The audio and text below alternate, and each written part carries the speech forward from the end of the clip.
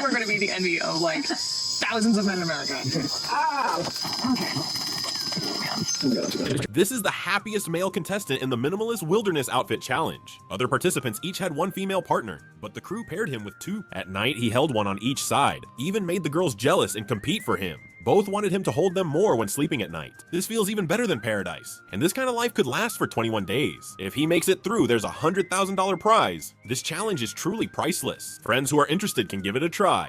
This time's male contestant is named David, also drawn in by this unique challenge. He's not afraid of surviving in the wild. He just fears the girls will judge his manhood. Female partner number 1 is tomboy Sarah. She loves surviving in the wild. She has no inappropriate thoughts, only wants to win the prize. Female partner number 2 is McCanny. She just likes the wilderness lifestyle. As for the minimalist outfit, she doesn't care at all. She treats it like being a monkey. They survive too after all. Who doesn't have a bit of hair on their body? Their challenge location this time is the Amazon rainforest. There are countless venomous snakes and fierce beasts here, plus annoying bugs. The challenge's difficulty level is definitely hellish. When they reach the rendezvous point, Sarah quickly takes off her clothes. She loves being minimalist in nature. It feels liberating. McCanny also naturally takes off her clothes. Only David keeps worrying others will mock his little buddy. When the three gather at the meeting spot, both girls are surprised. Why are there 3 people? Only David giggles. This happiness came so suddenly. One pair of eyes isn't enough to take it all in. But the most important thing now is to inventory survival supplies. Besides the iron pot provided by the crew, they each take out one item they're allowed to bring: a dragon-slaying saber, a firestone, and a hammock. Then they pull out the map prepared by the crew. Sarah suggests heading to a nearby waterfall. It'll be easier to get water there. Everyone agrees with the ideas. The goal is set. Next, the 3 start moving toward the waterfall. On the way, the 3 chat and laugh. Walking isn't tiring at all, and they soon reach the waterfall. With water secured, next is making fire and setting up shelter. They're currently in a dry riverbed. Sarah thinks they can use a fallen tree to hang a hammock, but McCanny thinks rising water will definitely flood the areas. Sarah argues that it's getting dark, there's no time to find another place. Both insist on their opinions. At this point, David suggests chopping some trees to build a platform off the ground. Since 2 already agreed to camp here, McCanny reluctantly goes along. After they gather the wood, just as they're about to build the platform, thunder suddenly rumbles loudly. In an instant, heavy rain pours down, but they still finish setting up the shelter in the rain. However, the spot is too exposed, with no trees above for cover. Rain leaks through like water curtain cave. Sleeping here isn't realistic. They decide to move to higher ground and use trees to rebuild the shelter. At this point, Sarah realizes she underestimated the rainforest. She should have considered environmental factors before deciding. McCanny expresses disdain. Why didn't you think of that earlier? After their efforts, a hammock with a roof is finally completed. The shelter held 3 people and had just enough room to sleep. All of them were quite happy with it. David was clearly the most delighted. He rolled in the hammock, hugging both sides with joy. That night, none of them slept well. The girls were restless from mosquito bites. David was bitten too, but that wasn't the main issue. That wasn't the main reason. Being sandwiched between 2 girls, he really wasn't in the mood to sleep. To avoid dehydration, the 3 decided to hydrate first. David and Sarah planned to get spring water and boil it, but McCanny wanted to go to the waterfall. She believed the water there was clean and didn't need time to be treated, but the other 2 still insisted safety came first. Even waterfall water needed to be boiled, but McCanny didn't want to wait, deciding to take the risk. Seeing how determined she was, David and Sarah didn't say anything. Whatever she wanted to do was her freedom. At this rate, she was sure to face trouble soon. Seeing they still didn't want to go with her, McCanny had to head to the waterfall alone.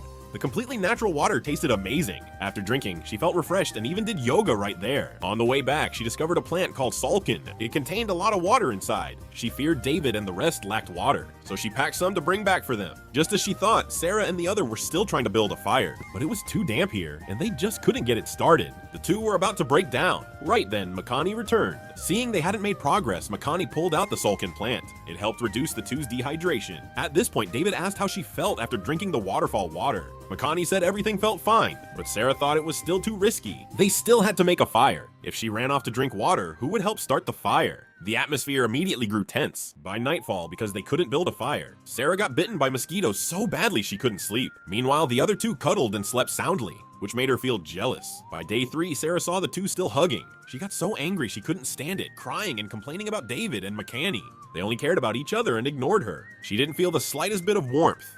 David and McCanny were clearly hiding something. When David woke up, she couldn't hold it in anymore. She only slept for 1 hour the night before. She said David's group only cared about themselves. She felt extremely wronged. Everyone was a team, and being alone at night felt truly awful. If nothing changed soon, she'd break down. She then suggested modifying the shelter and getting rid of the hammock. It wasn't meant for 3 to sleep in. After that, they started the fire, and David agreed. He began waking McCanny, sweetly calling her the sleeping beauty of the forest. At this point, Sarah couldn't take it anymore. She said pretty girls love to seduce people. Makani shouldn't be in a wilderness survival challenge. She should just join a beauty contest. To that, David said they weren't here to date. Stop being jealous and focus on survival. When Makani woke up, David told her the plan to modify the shelters. He even divided the tasks. Makani would fetch water at the waterfall. He and Sarah would fix the shelter. Makani was very happy to take on this task. David and Sarah drinking waterfall water was a last resort. Right now, with no fire, it was better than being parched. While Makani went to fetch water, David and Sarah started fixing the shelter. Sarah also explained that she wasn't jealous of Makani. It was that David held her for too long and she was cold all night. This was entirely for survival. David also said he wasn't angry. He could understand how she felt. Then the two planned to build a triangular platform. The hammock could be used as a blanket. Once the basic frame was built, Makani also returned with water. Everything was progressing in a good direction.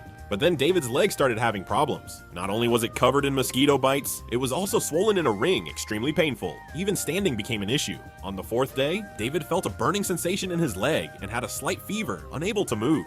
The crew quickly called for a doctor. Sarah really didn't want David to withdraw. If it was just her and Makani left together, problems would arise sooner or later. But after checking, the doctor found that his leg was severely swollen. If it continued, he might lose a limb, so he advised immediate withdrawal. Hearing this, everyone felt really down. David cried even harder. It wasn't clear if he felt ashamed or couldn't bear to leave the two beauties. Seeing this, Makani hurried over to give him a loving hug. David also reminded the two to cooperate with each other. He hoped both girls could finish the challenge. Just like that, by the fourth day of the challenge, David had to quit the challenge. The challenge still had to go on. The two temporarily hugged to put aside their grudges. By nighttime, the sounds of wild animals roared around the camp. In the darkness, only a pair of big eyes kept moving, which made the two frightened and restless. The next day, they still looked panicked and unsettled. By the ninth day, these days they had only eaten some plants, with no protein intake. Makani was starving to exhaustion, only Sarah was barely hanging on. She planned to weave a branch basket for fishing. By the 11th day, to survive, Makani hoped to absorb energy through photosynthesis, to recharge her body. But Sarah thought that wasn't realistic. She still wished Makani would help make it. But Makani continued to lie there and do nothing, leaving only Sarah to work alone. Even when placing the basket,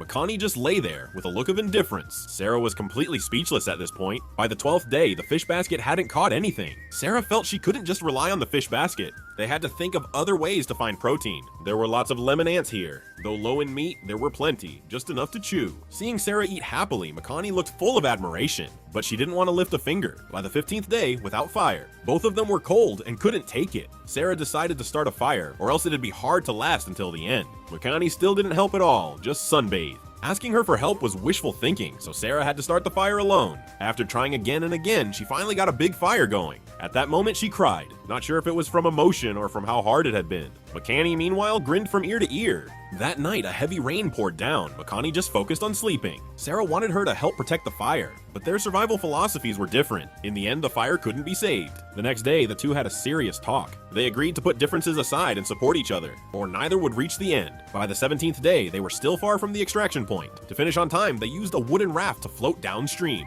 They cut down many palm trees, surviving until the final moment. Makani couldn't help but give it her all. Seeing this, Sarah couldn't stop praising her. After 4 days of effort together, the raft was finally completed. The two had also broken down all barriers. They grew as close as sisters. On the 21st day, they warmly said goodbye to the shelter early in the morning, got on the raft, and headed to the extraction point. They needed to go 3 kilometers, passing through strong currents and rapid waters. They also had to beware of crocodile attacks. The journey was extremely dangerous, with several close calls of capsizing. But the two held steady and safely reached the extraction point. The boat that came to pick them up had been waiting a long time. At this point, they had successfully won the challenge prize. If you also want to live a joyful life like in paradise, don't hesitate, come try it out. There's even a cash prize to win.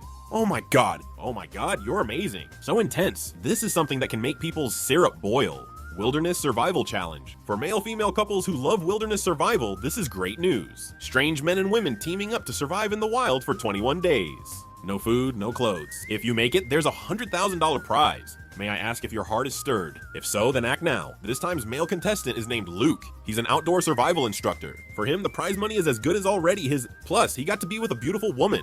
The female contestant was named Lindsay. Her daily job is staying home to take care of the kids. She also enjoys outdoor activities. Staying home for too long feels dull and boring. She joined the challenge for some excitement. Because of the $100,000 prize, her husband agreed too. Right now, she's extremely excited, her heart racing. Adrenaline surged, eager to take off her clothes. She just wanted to meet her teammate. but Luke took his clothes off even faster than she did. He even swore he'd win both the money and the girl. When the two finally met, both were quite satisfied. They each shared their views on not wearing clothes. The answer they got was thrilling, but for now, they needed to sort out their gear first. Lindsay brought a super large iron pot. Luke brought a battle axe, the #1 choice for dismembering. Then they took out the map provided by the crew. Their survival location this time was the Namibian desert. This place was full of thorns, and the key was to watch out for black mamba snakes and confrontations with predators. But for now, they needed to find a good spot to camp. Not far away, there was a river. Camping here could effectively solve the fresh water problem. Next, they moved toward their target spot. Along the way were dense thorns, their feet occasionally pricked by them. The scariest part was the path full of baboon troops. Their territorial awareness was very strong, so the two had to take a detour. During this process, they even had a deep discussion about eggs. Lindsay's openness made Luke exclaim how wild she was, and Lindsay also felt Luke was very experienced. Very quickly, they reached a river, just in time to solve the dehydration issue. But to avoid getting diarrhea from drinking, they decided to dig a hole nearby, using soil to filter the water. Though it looked disgusting, it had the scent of earth and was actually kind of tasty. Then they decided to find a nearby place to set up camp, but unexpectedly found a dead antelope. Lying quietly on the bank, it seemed to have been gone for several days. The stench hit them straight in the head, but upon checking, they found no wounds on the antelope's body. They feared the water might be the cause, so they decided to head upstream. Halfway there, they discovered a cave with leftover animal droppings inside. Judging by the size, it was likely left by a predator. Sleeping here still had a certain level of danger. With storm clouds above, they had to spend the night there. Just as they were pulling grass to use as blankets, it started to rain. The nighttime temperature here was quite low. The cold grew intense, and they shivered. Luke quickly skinned the antelope, hoping to dry the hide and use it as a blanket. To avoid hypothermia, they also quickly huddled together to stay warm. It was a long, uncomfortable night. The roaring sounds of baboons kept them from sleeping, but luckily the animals didn't confront them.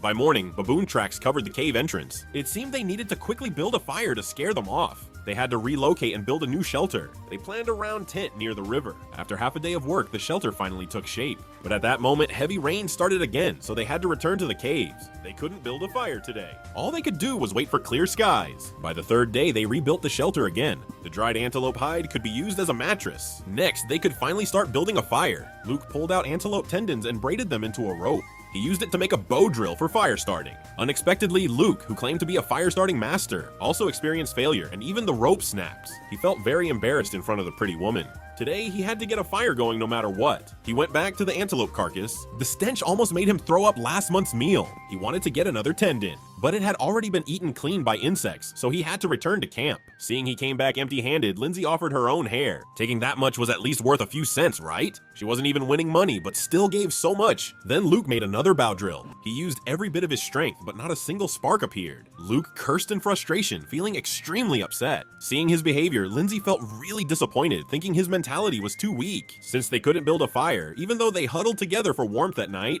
they still couldn't stop trembling. By the 5th day, after days of hunger and cold, they still couldn't get a fire going, so they decided to look for food first. Luke went back to the cave and dug for a long time. Finally, he found an insect. One bite was super crunchy, with protein content dozens of times that of beef. And Lindsay's harvest wasn't bad either. She found some wild berries. Though low in protein, they had vitamin content dozens of times that of beef. But it still wasn't enough to make up for the energy loss. Right now, without fire, they couldn't access more protein. Luke used antelope hide again to make a rope. The rope felt stronger, so he thought he could push harder. But it still didn't help. The board was directly worn through. Still no fire. He got so angry he started shouting. Even the baboon troop got startled. Lindsay really wanted to help, but she wasn't good at this stuff. At this point, Luke also somewhat blamed her for being no help. Lindsay was directly hurt by that. She had donated her hair and shared her wild berries with him. He didn't show a bit of gratitude. In their hearts, they were both angry, plus hungry and thirsty. Lindsay broke down and cried hard. By the 7th day, although they were unbearably hungry, Luke still insisted on trying to start a fire.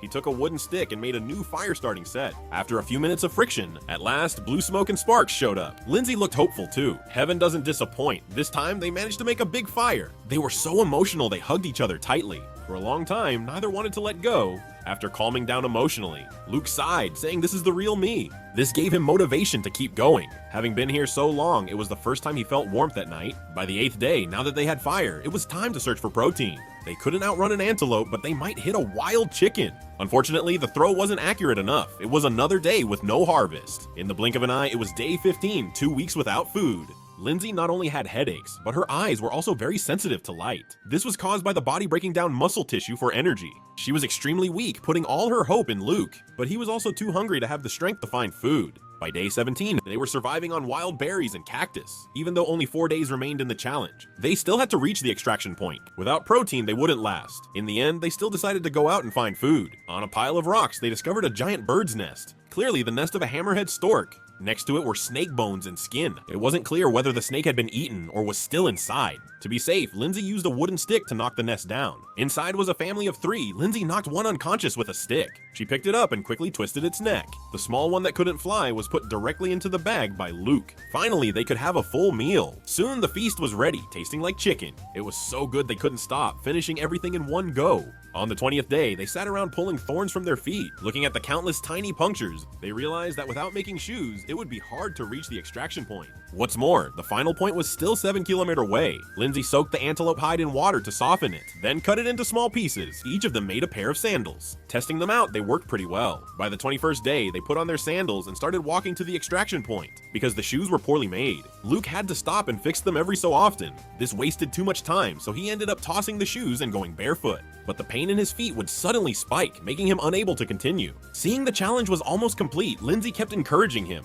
telling him to stand up like a man. With Lindsay's constant encouragement, Luke finally managed to get up, even though the soles of his feet hurt terribly. To act like a man, he did his best to endure it. Finally, in the afternoon, they reached the extraction point. At this point, their challenge had come to a perfect end, successfully winning the cash prize. Watching this, do you feel moved? As long as you can endure hunger, you can do it too. Friends who are interested should act quickly. There's money to win and a beauty to accompany you. What an amazing challenge this is. I want to leave this place. I really can't take it anymore. You're forcing me. Innocent girls. I'm just showing my friends what true raw survival in the wild looks like. This is the most thrilling kind of wilderness survival. Strangers of opposite genders team up to survive in the wild for 21 days. No food, no clothes. If you can make it, there's a $100,000 prize. If you're interested, give it a try. Or if you have a friend who likes minimal clothing, don't hesitate to tag them and try it out. This time's male contestant is named Matt. He's a wilderness survival instructor, but that's not the main reason he joined. Originally, he participated every year in the minimalist cycling race in Poland. But this year he couldn't make it, and seeing his friends having fun, he got jealous and had to find another way. The female contestant is named Laura, still a college student. She's a sweet blonde girl. Doesn't like nail polish, only enjoys outdoor thrills. Minimal clothing is not a problem for her. She likes running around in minimal wear. Instead, she was worried the other person would feel uncomfortable. When they finally met, Laura wasn't too happy with the guy in front of her. This chubby guy clearly couldn't keep up physically,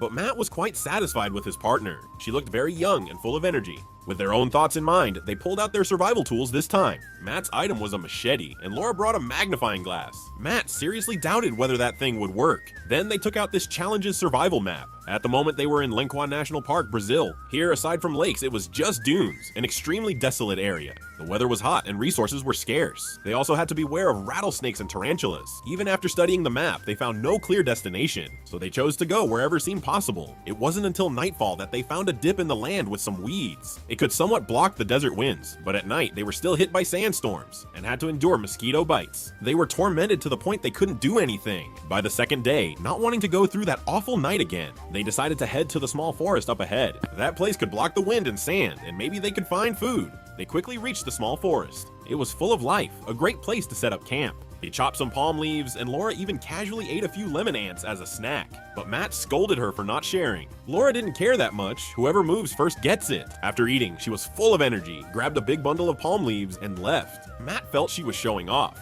Burning too much energy, sooner or later she'd regret it. Laura also found a water container. She even thought of a way to quickly get drinking water. They used a magnifying glass to purify with sunlight. This process would take a long time. But just as she started, the sun hid behind the clouds. Matt felt her method was a huge waste of time. It would be better to finish building the shelter first, then look for clean water. He didn't really believe the magnifying glass would do much. But Laura insisted on sterilizing the water. She believed drinking this way would minimize the risk. While Matt was building the shelter, he noticed Laura lying there motionless. He rushed over to check on her. By this time, Laura had been lying under the sun for over 20 minutes. Her head was already feeling dizzy, and the sterilization process still wasn't finished. Matt was very worried about her health, but Laura still insisted on continuing the sterilization. Seeing that persuasion didn't work, Matt had no choice but to continue building the shelter. By the afternoon, Matt had finally finished building the shelter. He even went into the forest to find some fruit. Meanwhile, Laura was still sterilizing water, but she couldn't stand the sun exposure anymore, so she decided to make herself an outfit first. Using some palm leaves, she was quite meticulous. She had to weave herself a fashionable outfit. She wove from day until night, and Matt was exhausted all day, too thirsty to bear it. He didn't care anymore and drank raw water straight. By the third day, both of them felt extremely thirsty. Matt wanted to wait until the sun rose higher before fetching water. It wasn't about using a magnifying glass. He just didn't want to move in the cold. But Laura couldn't stand it anymore, so she had to go out under an umbrella to fetch water. Right when she was getting water, a grasshopper suddenly flew into the camp. Protein delivering itself to the door couldn't be missed. He hit it several times with a stick, thinking when Laura came back, he'd surprise her. But unexpectedly, Laura from behind said he was too lazy. Now wasn't the time to stay in camp. He should be out looking for food even more. When Laura returned, Matt showed her the grasshopper he caught. "I'm a vegetarian, so I'll leave this one for you." After saying thank you, Laura took the grasshopper into the sunlight. She was preparing to use the magnifying glass to cook the protein. When it started bubbling, it was ready for tasting. Tasted like chicken, so good she wanted to eat 10 more. Matt was shocked. By the fourth day, desert winds began to blow. Winds reached speeds of 30 km/h and temperatures dropped sharply. In this weather, nothing was possible. They spent the whole day just sleeping. To stay warm, they had to lean tightly against each other. By the 7th day, they hadn't eaten in days. Laura's whole body became extremely weak. Just walking a few steps made her dizzy. She wanted Matt to go out and look for food, but Matt felt acting rashly. Would only waste too much energy. They had to plan first. But Laura thought Matt was being lazy and didn't want to help her. He didn't show any care or consideration, so she got angry right there. She called Matt a stupid fatso and said he had body odor. Sleeping next to him at night, she almost threw up several times. After saying all that, she broke down crying, and Matt just replied with one word: crazy. Since they couldn't get along, they split the shelter in half and divided the materials. From then on, they stopped talking. Even seeing each other was irritating. Right after they split, a storm hit. The heavy rain lasted for 2 full days. They could only curl up in the shelter. Hunger and cold made Laura start speaking nonsense. Matt was even worse off. Because he only got the frame part of the shelter, he could only get soaked passively in the rain. By the 10th day, the heavy rain finally stopped. Matt started digging a hole to make a new shelter. Even though he was very tired, he kept going. He didn't want to disappoint his students. On Laura's side, she was still sterilizing water. This was something her father had taught her, and her father had recently passed away. She loved her father very much, and the only reason she could keep going was entirely because of the strength he gave her. She firmly believed that her father's spirit in the sky would bless her to complete the challenge smoothly. By the 12th day, the hunger became unbearable. Laura began going out to search for food. Meanwhile, Matt was directly sunbathing, probably trying to lose weight at the same time. At that moment, Laura was still bad-mouthing Matt. If he had been a bit more proactive, then after the challenge ended, maybe they could have been friends. It could have even developed into something more than friendship. But this was survival, not real life. Finding food still depended on herself. Although Matt couldn't find protein, he found more cactus than he could eat. More than enough to survive, so he wasn't panicking at all. By day 13, Laura saw Matt relaxing all day, while she felt exhausted every single day. As a team, what's wrong if one person gives a little more? If Matt had the strength, why not do a bit more work? The more she thought about it, the angrier she got and ran over to Matt, crying hard. She really needed food. Having a teammate who refused to help made her want to quit the challenge. Matt didn't care at all about her complaints. He bluntly told her she liked to show off too much. Wasting too much energy, she had it coming. By day 15, Laura was hungry and exhausted. Her whole body was shaking from hunger, and she cried for help. But no one paid attention, so she had to go out to search for food again. Finally, she found a coconut, but because of hunger, her leg cramped up. The pain made her collapse, crying in the grass. Luckily, she still managed to get the coconut out. After her body felt a bit better, she brought the coconut back to camp. She immediately borrowed Matt's knife to open the coconut. Even though their relationship was tense, Matt still lent it to her. After all, they were still a team, and he also wanted to take the chance to make peace. After drinking the coconut water, she recovered some strength. She felt a little grateful and thought about how Matt had helped her, so she took the initiative to find Matt and make peace, sincerely apologizing to him. She had really been too hungry and said some angry words, deeply hurting Matt, and she hoped he could forgive her. Seeing Laura's sincere apology, Matt generously forgave her. They got along well again, but didn't move back in together. Because of constant sun exposure and lack of nutrition, Laura suffered heat stroke and passed out unconscious. No matter how Matt called her, it was no use. The crew quickly called a rescue team, and even after first aid was performed, Laura still showed no response. The crew rushed her to the hospital, straight into the ICU. Under the doctor's care, Laura finally woke up, but now she was no longer fit to continue the challenge. Even though she felt regretful, this was a reality she had to face. By day 17, only Matt was left. Hearing that Laura was okay finally put him at ease. But Laura's departure also left him feeling very lonely. He had no interest in doing anything, so he decided to stay in camp until the final day. In a flash, it was day 21. At last, it was the day to leave. He quickly took out the map to check the evacuation route. His extraction point was 5 kilometers to the south. He had to climb over uneven sand dunes and walk through 3 kilometers of water to reach the extraction point. As he left, he also brought the magnifying glass Laura had left behind. He would return it to her after the challenge. Then he grabbed a stick and set off. To be fair, his physical strength was impressive and his endurance extraordinary. He made it to the extraction point in one go.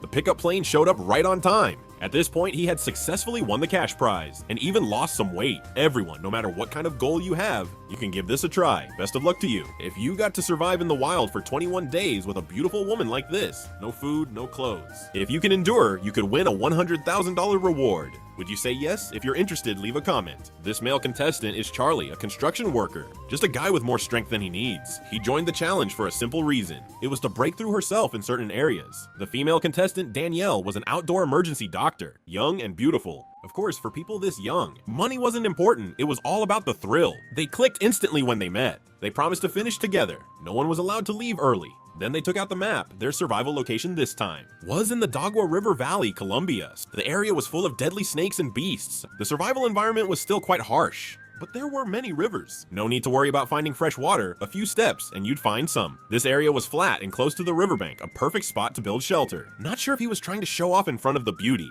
Charlie eagerly chopped bamboo, but in this hot and humid environment, his stamina couldn't hold up. His body was slightly dehydrated and just a few steps took a lot of effort. Danielle told him to rest for a bit, but Charlie felt the sun was about to set. They had to get the fire started quickly. This in turn made Danielle complain. As a doctor, she understood Charlie's condition very clearly. There was no need to push himself just to maintain a macho image. In this weather, starting a fire was fairly easy. It barely took any effort. Everything went smoothly, and next was boiling water. The water here was relatively clean. Just heated a bit over the fire, and it was ready to drink. After rehydrating, night slowly fell. They originally wanted to get a good night's sleep, but the area was full of monkey howls. They couldn't sleep at all, and were also afraid of being confronted by them. So they stayed up all night keeping watch for monkeys. Charlie even pulled out his machete. Then they spent an entire day building a simple shelter. Next was searching for food. Since Danielle was a vegetarian, she went into the forest to find fruit. But Charlie couldn't go a meal without meat. He went to the riverbank looking for shellfish, but had no luck. Danielle found a kind of wild vegetable by the river. It was high in protein and she really enjoyed eating it. But Charlie couldn't eat that kind of thing. He still wanted to wander out. They followed the riverbank to a waterfall.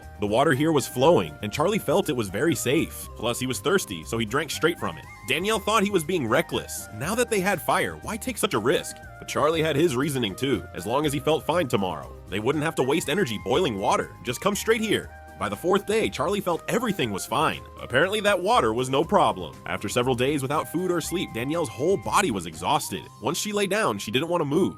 Charlie's body wasn't doing much better. He really had burned too much energy before, but as a man, he wanted to take on more responsibility. He immediately told Danielle to rest and recover while he went to get water. But Danielle insisted on going with him. She didn't want to trouble him with everything. Charlie used a commanding tone, telling her to stay and rest, which made Danielle very upset. She felt like Charlie was treating her like a dog. They almost turned against each other. Not wanting to argue anymore, Charlie had to agree to let her come. She really disliked Charlie's controlling style. He always did everything his own way, never considering how others felt. Danielle didn't want Charlie bossing her around. Whatever I want to do, I'll decide for myself. But Charlie also said he just wanted to take care of her. But Danielle didn't appreciate it and told him not to shout at her, which left Charlie feeling extremely awkward. But he felt he was a man, he wouldn't argue with a woman and would still take care of her as before. On the way back from fetching water, Charlie said again that he was only concerned about her, not trying to be the boss. But Danielle felt he didn't respect her. What she wanted to do was her own freedom. The more they talked, the more heated it got, and Charlie couldn't take it, so he ran into the forest for peace. After calming down, Charlie finally returned to camp. At this point, Danielle also said she wasn't angry. She just didn't like people telling her how to do things. Charlie apologized too, and their relationship eased again. On day 6, Charlie was still looking for protein at the riverbank. This time, luck wasn't bad. He found some snails. He placed them straight onto the coals to grill, planning to roast the rest later. But being a vegetarian, Danielle felt that snails also had life. Charlie could eat just a few and the rest should be released. Hearing that, Charlie was speechless. But since the pretty lady had a request, he had to oblige. He immediately released the rest of the snails. By day 11, after going so long without eating, Charlie felt all his physical abilities were declining. He decided to make a few animal traps. One was a spring-loaded spear he learned in the Philippines, with great power. Even a hard shell could be pierced. He also set up some traps for shrimp underwater. As for Danielle, she was fine. She was a vegetarian. Wild grass and flowers were all edible to her. Time quickly passed to day 13. The traps failed, and Charlie was too hungry to bear it. He decided to go fishing. While he was still struggling to find food, Danielle found some red plums to eat. Charlie spent the whole day fishing, but didn't catch a single one. He was a bit jealous that Danielle could just eat plants and never feel hungry, but he couldn't. Without protein, he couldn't survive. so he had to think of another way. By day 15, Charlie checked the traps early in the morning, but for days, not even one had triggered. Today was another day with nothing. That night, hunger kept him from sleeping, and his body was weak and powerless. By day 18, after such a long time without food, Charlie's mental state wasn't great. He became quiet and withdrawn. Even he started thinking about quitting the challenge. Danielle noticed this too and felt very disappointed. Where was the strong, ambitious man from before? She felt Charlie was too stubborn. Why did he insist on eating protein? But now Charlie was too hungry to move. She still decided to help him look for food. She found a toad in a puddle. She knew this was the protein Charlie needed. But inside, she was torn. She had never handled an animal in her life. But for Charlie's sake, she brought the toad back anyway. This moved Charlie deeply. He knew that for Danielle, this was emotionally a huge torment. This gesture he would never forget. Now he was beyond excited, but Danielle's mood dropped sharply. At that moment, his entire focus was on the protein. He just wanted a full meal and had no mind to pay attention to Danielle. By day 19, the extraction point was still quite far. It would take 2 days to reach. They had to walk to a bamboo forest first, then raft 7 kilometers down river, until they reached the mouth of the Caribbean Sea. So they decided to prepare ahead. They dismantled the shelter and collected all the ropes, and used shelter materials to make a paddle. They also had to carry enough fresh water. Next was to wait for tomorrow to arrive. On day 20, they packed all their supplies, and immediately headed toward the extraction point. After half a day of tough hiking, they finally reached the bamboo forest. Now they had to quickly build a bamboo raft, seeing victory right in front of them. They didn't rest for even a moment and quickly finished the bamboo raft. They had to take advantage of the daylight and paddle as far as possible. At night, they couldn't continue, or they might run into crocodiles, so they floated downstream like that, until it got dark and they found a spot to go ashore. That day, they were completely exhausted and fell asleep early on the bamboo raft. On day 21, before dawn, they set off. After a few hours of paddling, they finally reached the mouth of the Caribbean Sea. The boat picking them up was anchored offshore. At this point, they had successfully completed the challenge and won the prize. The challenge looked tough and was actually not simple at all, but doing it with a beautiful partner and even getting prize money, it's truly worth a try. This is top-tier survival thrill. Strangers pairing up to survive in the wild for 21 days, even in the form of no clothing. If you make it to the end, there's a $100,000 prize. For friends who love wilderness survival, you're in luck. This is a rare chance you won't find anywhere. Act quickly. Be sure to tell your friends too. This time's female contestant is named Kayla, who claims to be an outdoor adventure expert. She's skilled in all 18 martial arts. She didn't see this challenge as difficult. She mainly came to experience this crazy survival method and bring home the cash prize along the way. The male contestant is named Lars, who is still a student.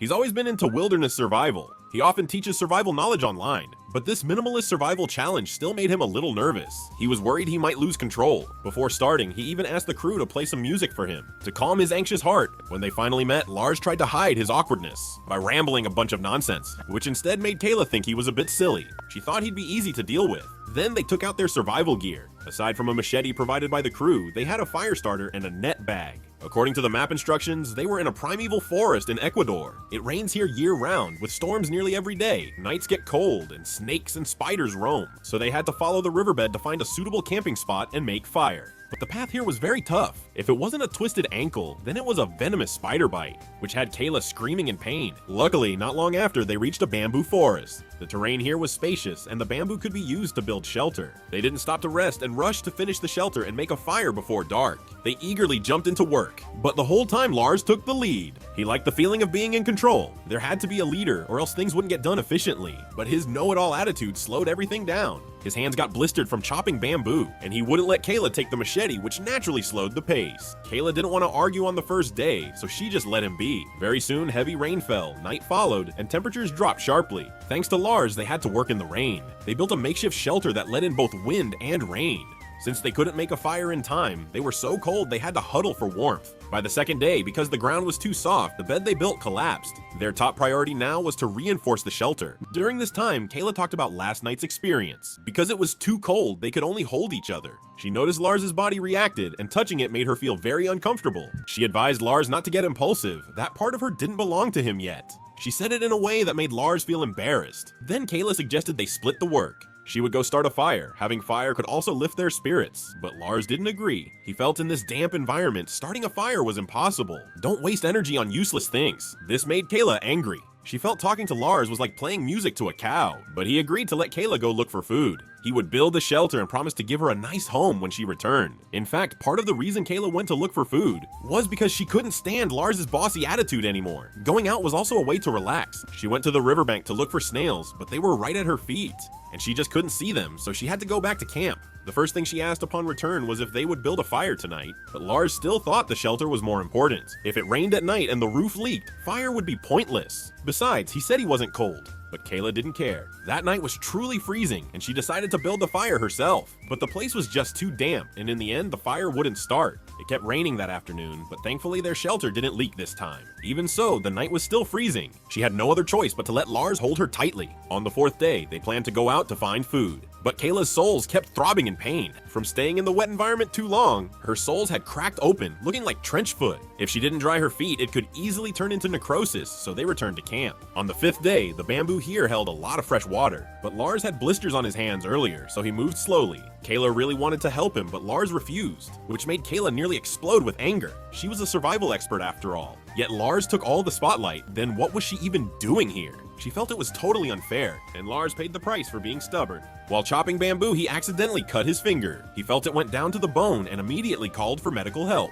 After examining it, the doctor decided to give him several stitches. Looking at Lars in pain, Kayla secretly felt quite satisfied inside. A textbook example of getting what you deserve. On the sixth day, they were discussing how to find some protein. Just then, a snake happened to show up at their shelter. Lars acted fast, taking it down with a few hits. This time, they could finally have a full meal. But first, they had to get a fire going. They searched for dry, fire-starting materials in the jungle, but everything was damp. After hours, they found only a bit of somewhat dry wood. Now they had to try lighting a fire quickly. In just a few hours, the snake would spoil and become inedible. But the place was too humid, and even after lots of friction, they still couldn't light the fire. Protein that came right to their door ended up going to waste. This made their mood hit rock bottom. By the 8th day, Lars was already starving to exhaustion. It looked like he might pass out from hunger any time. Kayla had to go find food on her own. She unexpectedly discovered a sugarcane field and also a huge banana bunch. She got super excited and couldn't wait to eat a few bites. After eating her fill, she wrapped some up to take back to camp. Her discovery made Lars extremely excited as well. Watching Lars eat like crazy made Kayla very happy.